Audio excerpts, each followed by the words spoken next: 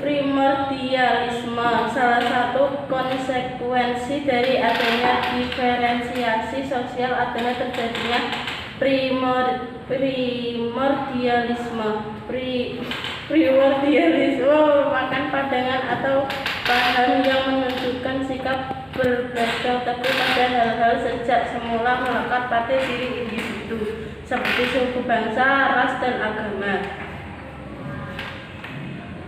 Primordialisme dapat terjadi karena faktor-faktor berikut. 1. Adanya sesuatu yang dianggap istimewa oleh individu dalam suatu kelompok atau perkumpulan sosial tertentu.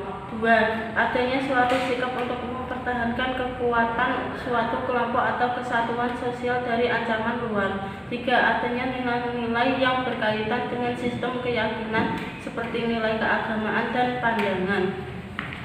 Etnosentrisme adalah suatu sikap menilai kebudayaan masyarakat lain dengan menggunakan ukuran-ukuran yang berlaku di masyarakat. Namun demikian, etnosentrisme juga memiliki segi-segi positif, di antaranya sebagai berikut.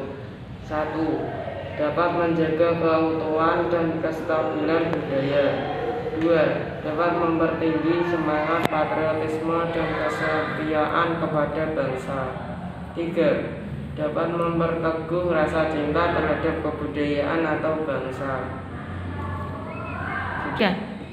Politik aliran atau sektarian.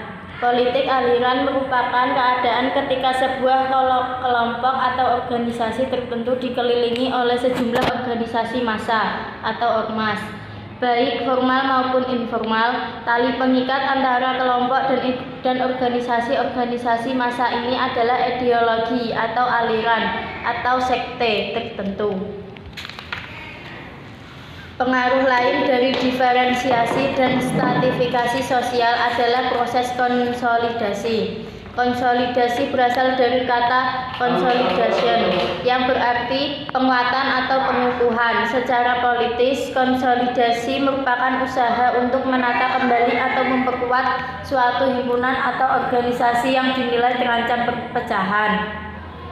Konflik. Kata konflik berasal dari Latin configere yang artinya saling memukul. Dalam Kamus Besar Bahasa Indonesia (KBBI), konflik didefinisikan secara percekcokan, perselisihan atau pertentangan.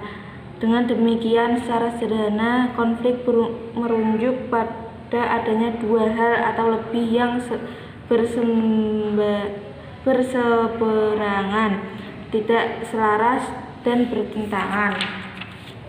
Kekerasan. Dalam Kamus Besar Bahasa Indonesia (KBBI), kekerasan didefinisikan sebagai perbuatan seseorang atau kelompok yang menyebabkan cedera atau matinya orang lain, atau menyebabkan kerusakan fisik atau barang orang lain. Dalam kehidupan sehari-hari, kekerasan identik dengan tindakan melukai orang lain dengan sengaja, membunuh atau memperkosa. Kekerasan seperti itu sering disebut sebagai kekerasan langsung, direct violence. Kekerasan juga menyangkut tindakan-tindakan seperti mengekang, mengurangi atau meniadakan hak seseorang, mengintimidasi, memfitnah, dan meneror orang lain. Bahkan bagi kamus humanis, tindakan membiarkan atau menjerumuskan seseorang dalam sebuah kekerasan juga merupakan bentuk kekerasan. Sebagai contoh, tindakan membiarkan seseorang pencuri dihakimi massa bagi kaum humanis adalah sebuah bentuk kekerasan. Kekerasan seperti itu digolongkan sebagai kekerasan tidak langsung, indirect violence. Jadi kita sebagai anak muda harus bisa mengendalikan emosi, saling menghargai pendapat, dapat bertoleransi, sehingga kita dapat menciptakan politik dan kekerasan, sehingga terciptanya kedamaian dan mengurangi adanya konflik dan kekerasan. Selamat belajar.